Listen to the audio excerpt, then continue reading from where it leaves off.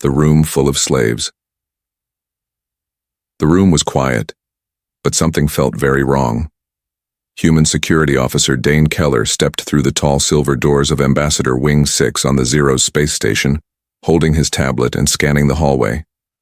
Every guard outside was standing still, too still. He frowned. Hello? Anyone awake? No response. One of the guards, an alien from the Makari species, stood upright, a strange smile on his face. His eyes were wide and glassy, not blinking. Another, a human like Dane, was breathing slowly, staring at the same spot on the wall with a soft, dreamy look. Dane tilted his head. What is this? He stepped further in.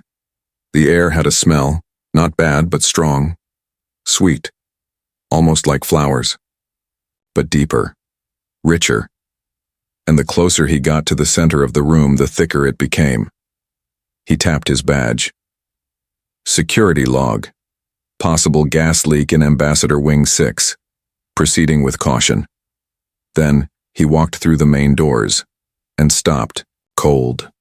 The chamber was large, round, and decorated with gold and violet banners. Pillows were placed in perfect circles. On those pillows sat soldiers, scientists, diplomats, even 2 admirals. All of them silent. All of them smiling. All of them staring at the one figure in the center, an alien woman sitting on a raised platform, with glowing purple eyes and silver markings on her skin. She was tall and elegant, with long white hair that shimmered, like starlight. She wore no crown, but her presence was heavier than a king's. She was Vela, the ambassador of the Ferali species, and every person in the room looked like they worshipped her.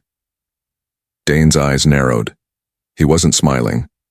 Vela noticed, immediately.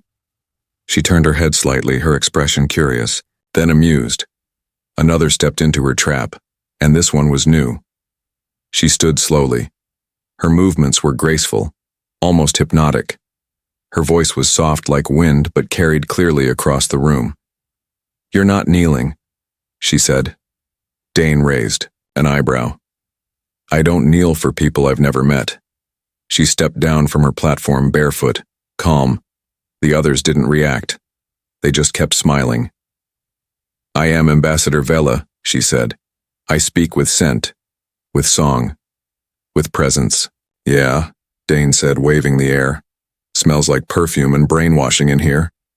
Her smile didn't fade. "You don't feel lighter, peaceful, warm?" "Should I?" he asked. "I've never met a species who could resist me." She said, circling him. "I create calm. I melt anger. I bring truth." Dane turned to face her. "You're melting something, all right. Everyone here looks like they've forgotten their names." She studied him now closely. Her pheromones, what humans might call scent particles, were already filling the room. Stronger now. And yet, he showed nothing. No change in breathing. No drop in heart rate. He just stood there, hands on hips, like this was a joke. "You are immune," she said at last. "Guess so," Dane replied. Vela's eyes narrowed. This had never happened before, not once in her entire life. She had walked into battle zones and ended wars without weapons. She had turned assassins into allies. She had stopped riots with a smile. But this human? Nothing. She walked closer, close enough to touch. But he didn't step back. He didn't flinch. He just stared at her, waiting. Vela's voice softened. "Why, doesn't it work on you?" Dane gave a small shrug. "Don't know. Maybe I'm broken. Maybe I'm just not into chemical tricks." She blinked. He added, "Or maybe I'm the first person you've ever met who doesn't want something from you." That hit something. She didn't answer, not right away. She turned and walked slowly back to her platform, but now her eyes were no longer calm. They were watching him, studying him, measuring. She had found her first question in a long time, and it wore a security badge. As Dane walked out of the room, past the smiling guards, he spoke softly into his mic. "Station command, this is Keller." You've got a situation down here. The ambassador's not dangerous, but everyone's under her spell. He paused. Except me. Immune and annoying. For the first time in her adult life, Ambassador Vela couldn't sleep. She sat in her private chambers aboard the Zero station, her long white hair falling like silk across her shoulders. Around her, incense floated, the room lit by soft purple lights. Usually this setting brought her comfort, but tonight, her mind kept returning to one face. Dane Keller, the human who didn't bow, the human who didn't blink, the only one in 100 species who had walked into her presence and felt nothing.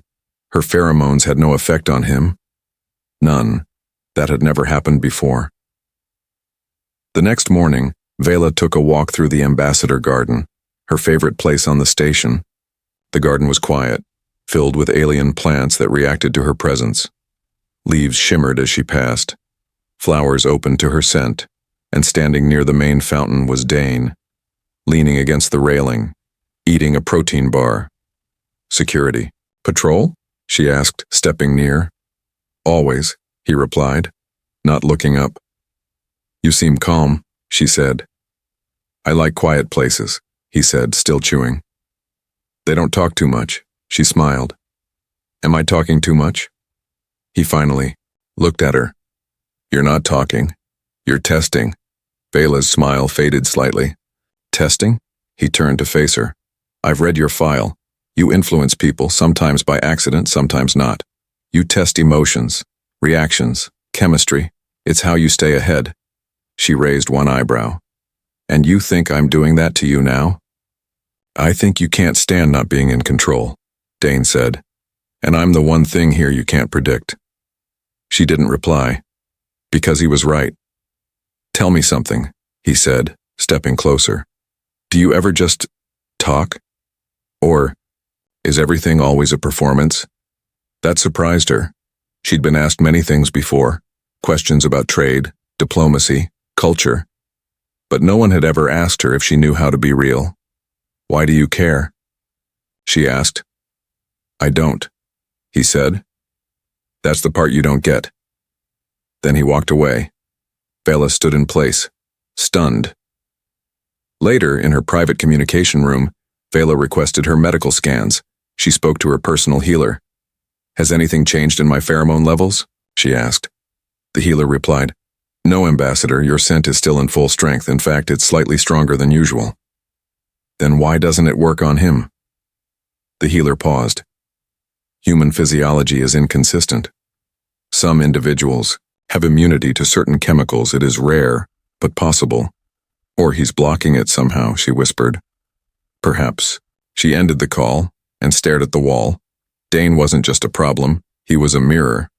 One that didn't show her the power she thought she had. Over the next 3 days, Vela tried different approaches. She adjusted the level of her pheromones in the air, just a little stronger, just a little more alluring. Not too much. Enough to make an average soldier collapse into calm silence. She walked past Dane in the corridor.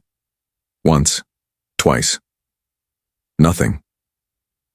He simply nodded and kept walking. She tried conversation. At the cafe near the docking, Bays, she sat across from him. Do you enjoy your job? She asked. It pays better than prison, he said casually, sipping his drink. She laughed. You're funny. Not trying to be. She tilted her head. You've been watching me. Sure, he said, you're unpredictable. My job is to look for threats. Do I seem threatening? He looked at her. You seem like someone who's used to getting what she wants. That's a different kind of threat. She sat back. You don't like me. I don't know you, he said. All I know is that you walk into rooms and people forget who they are. And you think that's my fault? He shrugged. It's your design. You use it to win, I respect that. But it doesn't impress me. She blinked slowly, then said, You confuse me, Dane Keller. He stood. Then we're even. You bore me. That night, Vela stood in her mirror, frowning. She was angry. But not at Dane. at herself. Why did this one man make her feel like she had to prove something? What was she trying to earn? Respect? Control? Or was it something deeper? Was she trying to be seen for once as more than a scent? Meanwhile, Dane reviewed station security logs. There were no threats. But one thing kept repeating in the reports. Diplomats requesting to stay longer in Vela's wing. Scientists asking for more interviews. Even admirals moving schedules. Everyone wanted to be around her, except him. He stared at her file again. Ambassador Vela, Ferali class, pheromonal diplomat, conflict resolution expert, has ended 7 wars without violence. And yet, she couldn't end one conversation with him without losing control. He shook his head and closed the file. She was smart. She was dangerous. But something in her eyes said she was lonely. The mask she wears. The lights in Vela's room were dim. She stood before a tall mirror, her hands resting on the smooth surface. Her reflection stared back.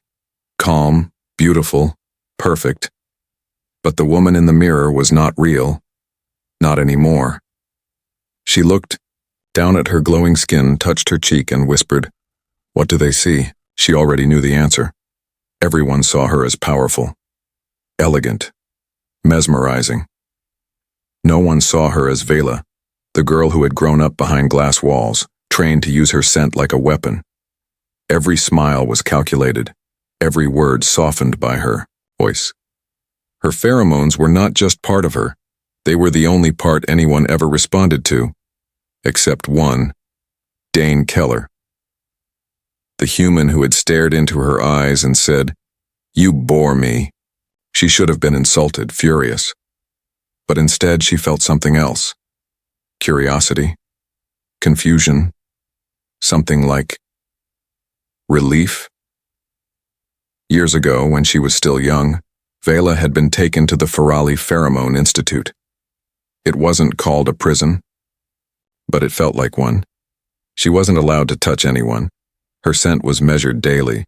She was only permitted to speak when her tutors gave permission. Her entire life was designed to perfect her gift, the gift of control. Other Ferali envied her strength, but she didn't want to be envied. She just wanted to be heard. Back in the present, she walked into the station's private garden, alone. The flowers bowed gently as she passed. Her scent calmed the leaves themselves. She sat on a stone bench, closed her eyes, and turned off her pheromone glands for the first time in years. The air changed. Her skin felt plain, normal.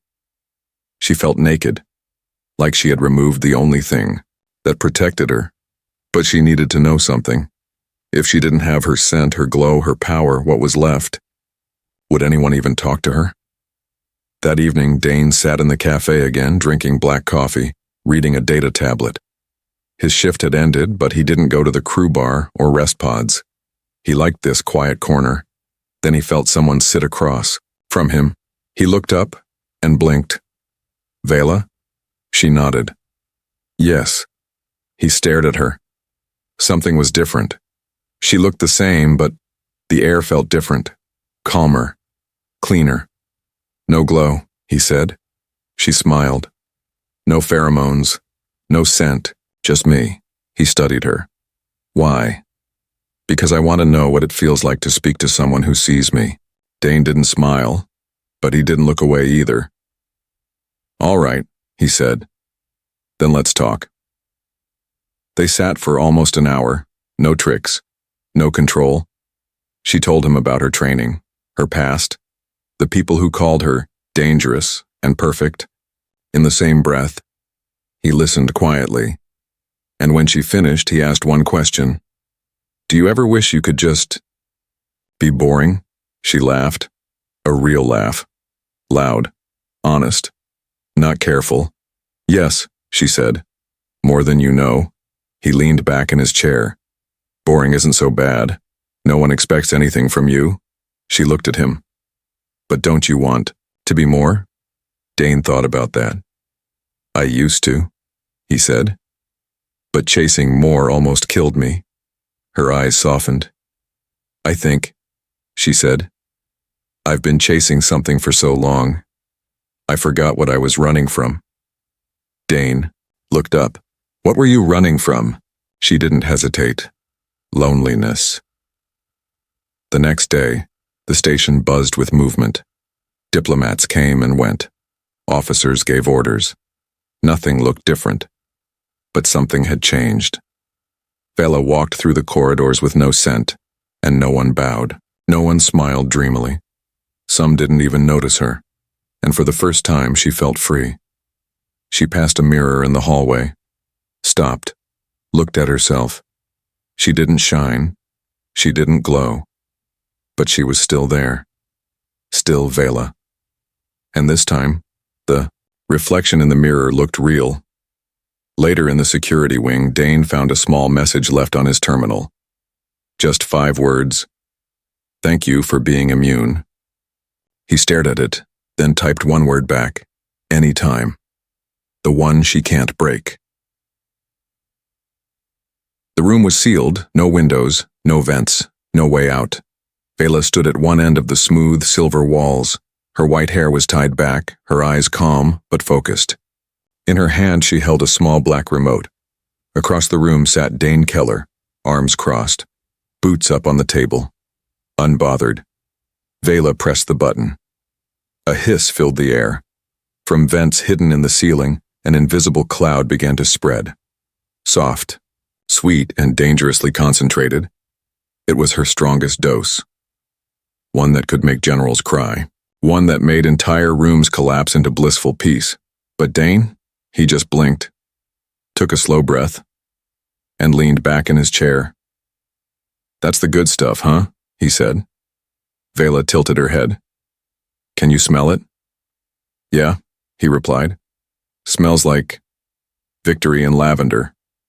She stepped closer, barefoot, her movements slow and graceful. She circled him again like before. Still nothing. His heart rate didn't change. His body didn't sweat. His pupils didn't dilate. He was completely normal. You are the most frustrating man I've ever met, she said. Dane smiled slightly. You say that like I'm supposed to care. You should, she replied. I'm not just testing you. I'm trying to understand you. Why? He asked. Because I'm the only one you can't break? That made her pause. She didn't answer right away. Instead, she turned off the gas and sat across from him. No, she said finally, because I don't want to break you. Now Dane leaned forward. He studied her face. Her voice was different.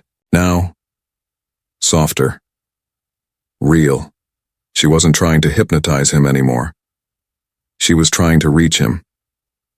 You asked me before, she continued, why I use my power, why I never stop performing. The truth is, I was never given a choice.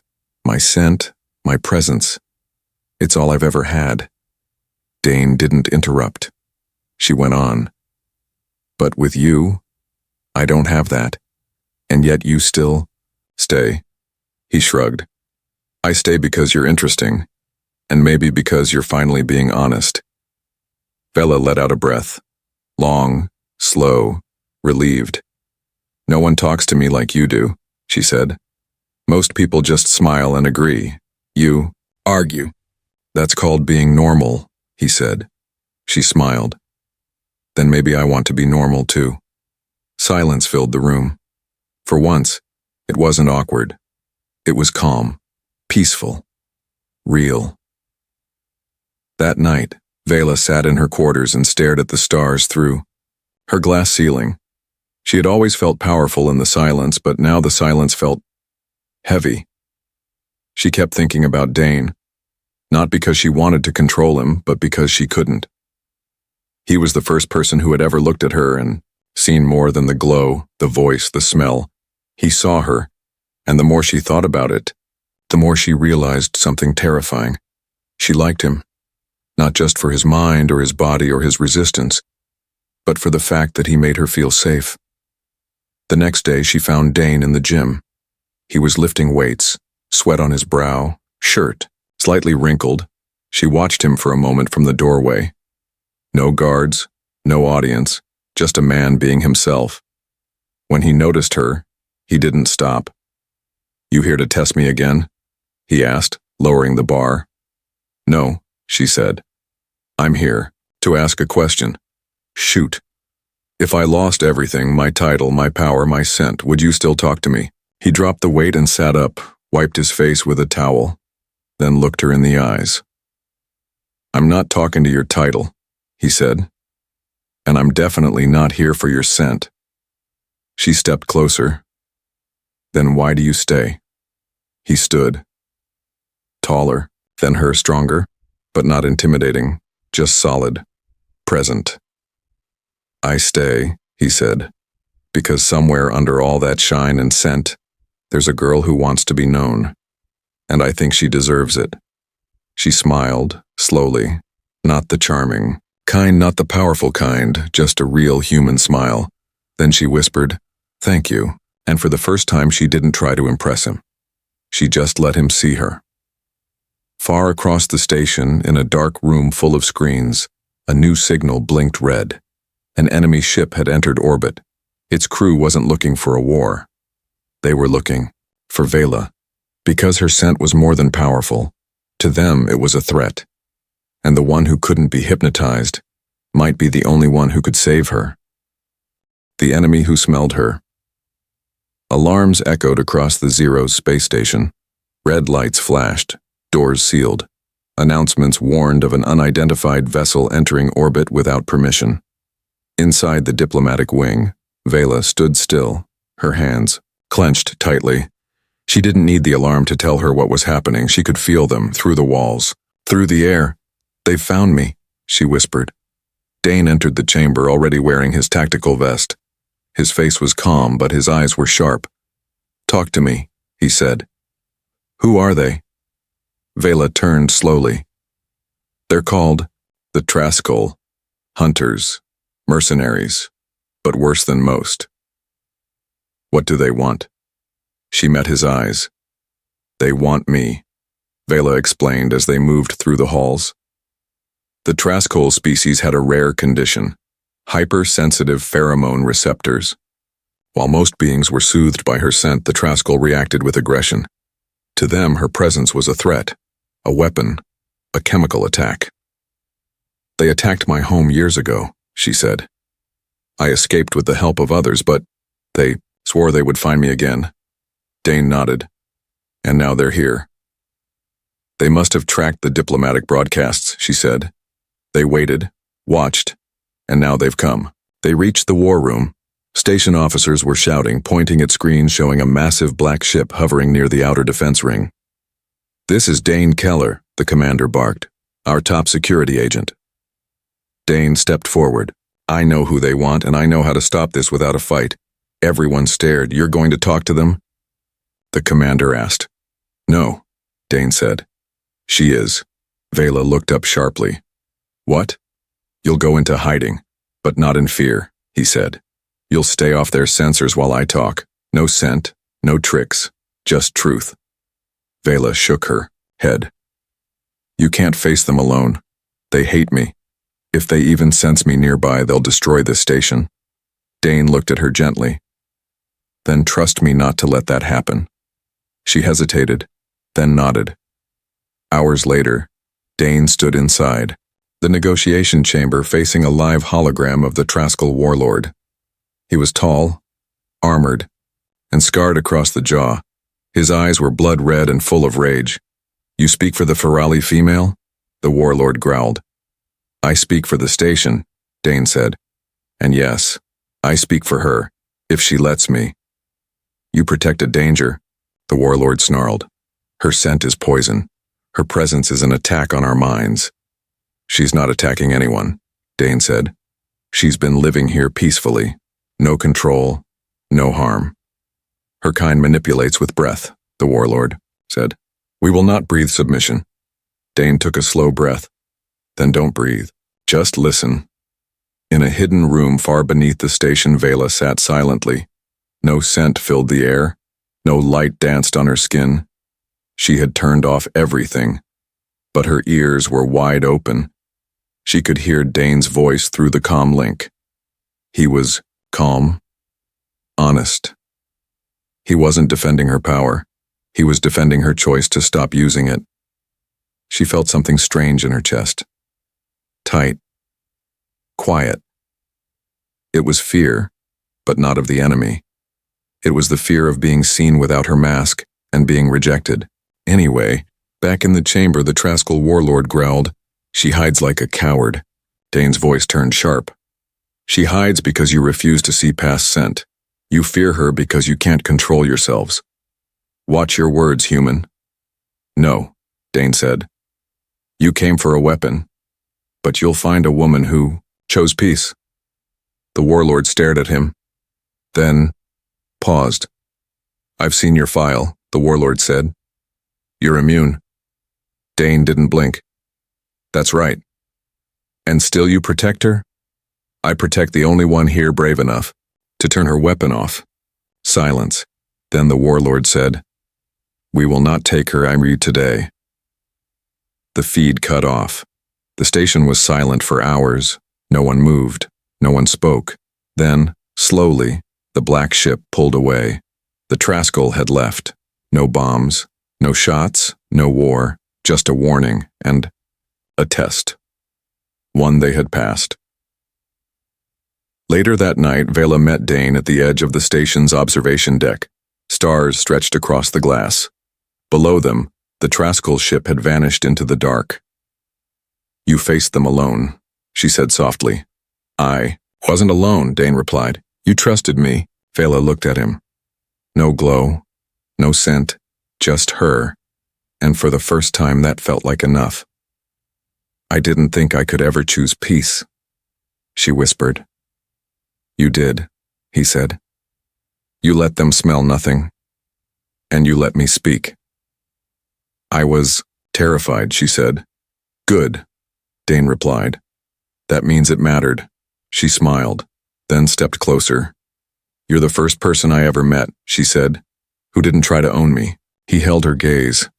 "You're the first person I ever met," he said, "who didn't try to push me away." The choice to stay. The station was quiet again. No sirens, no warships, no threats, and yet Vela still felt the weight of every choice she had made.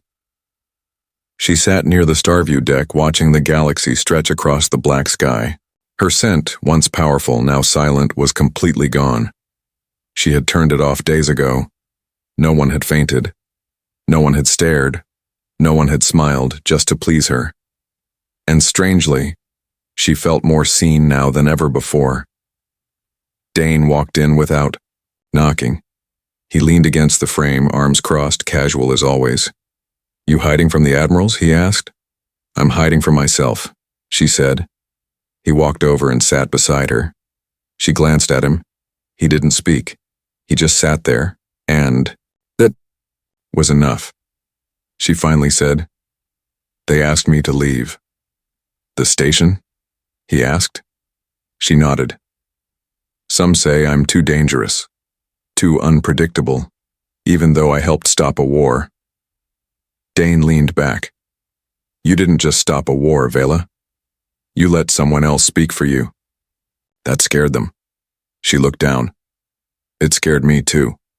He waited. She added, "They want to transfer me to a safer zone, one with stricter rules, stronger filters. They said it's for everyone's peace of mind." "And what did you say?" She hesitated, then looked him in the eyes. "I said I'd decide after speaking to the only person who ever spoke to me." Dane didn't move. Then he said, "What do you want?" She was silent, then whispered, "I want to stay." Later, she stood before the station council. No glow, no pheromones, just her voice. "I can leave if I must," she said, "but I choose not to." One council member said, "You're a risk," she replied. "So is every soldier on this station." Another said, "You don't follow protocol." She answered, "Because your protocol was built to fear what you didn't try to understand." Then the head admiral leaned forward. "What changed you?" he asked. Vela didn't blink. "Someone saw me. That was enough." That night, on the lower platform of the station's hull, Dane stood in the wind, watching the stars. Vela approached quietly, holding 2 mugs of warm tea. She handed him one. "You stayed," he said. "I had a reason to." They drank in silence. Then, she asked, "Can I ask something strange?" He shrugged. "Stranger than usual?" She smiled. "If I had met you first, before all the wars, before the titles, before the training, would we have been friends?" He looked at her carefully. "No," he said. She blinked. "No?" she asked softly. He smiled. "We'd have been more than that." Her eyes sparkled. Not because of pheromones, just because of him. She sat beside him, their shoulders touching. Her voice was soft. "I thought I had to shine to matter. I thought I had to control to be loved." "You were wrong," he said gently. "But now you're right where you need to be." She laughed. "I'm still learning." "Good," he said. "So am I." She looked out at the stars, her voice steady. "Then stay, and learn with me." Her scent no longer needed. The station's lights shimmered in soft gold as the day shift ended. In a quiet chamber high above the docking ring, Ambassador Vela stood before a long mirror. But this time she wasn't preparing to perform. No glowing skin, no soft scents, no illusion, just herself. She had made a decision, and it was permanent. She lifted a small metallic case from the table, opened it slowly, and removed the final pheromone regulator from her arm. It clicked softly as it detached. Her body felt lighter and strangely free. Dane arrived minutes later. She turned to face him. "No scent," she said. "I noticed," he replied, smiling slightly. "I removed the glands," she said. "All of them. It's done. I can't go back." Dane blinked. "That's a big decision." "It wasn't," she said. "Not after everything. I'm tired of being followed for something I didn't choose. I want people to hear my words, not fall under my control." He walked closer. "And if they don't listen?" She looked him in the eyes. "Then I'll keep speaking until someone does." Dane smiled. "You're stronger without it." She stepped forward. "Will you still stay, now that I'm just me?" He didn't answer with words. Instead, he reached out and gently touched her hand. "I didn't fall for your scent," he said. "I fell for the woman who chose to walk away from it." The next few weeks changed everything. Vela no longer spoke. In crowds that melted under her influence, she spoke in small rooms to real people. Some listened, some didn't, but the ones who did, they remembered her words, not her smell. Dane became her quiet partner. Always nearby, never in front, always listening, guarding, laughing. And for the first time in her life, Vela didn't feel alone. She felt real, respected, understood. One day, a curious young officer from a new species asked her directly, "Ambassador Vela, how did you finally gain control over that human security officer?" She laughed, a deep, joyful sound, and replied, "I didn't. I just stopped trying, and that's when he chose me." That night, Vela and Dane sat beneath the stars again, like always. No masks, no tricks, just 2 beings who had every reason not to trust, but still did. She looked up.